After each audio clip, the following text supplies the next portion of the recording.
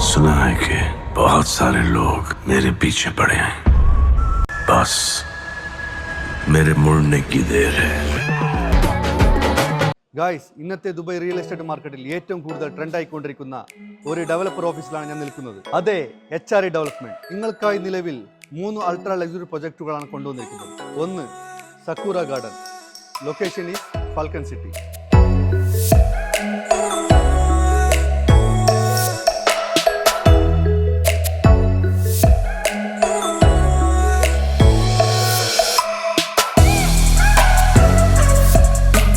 ഒരു iconic design award ലഭിച്ചിരിക്കുന്ന പ്രൊജക്റ്റാണിത്.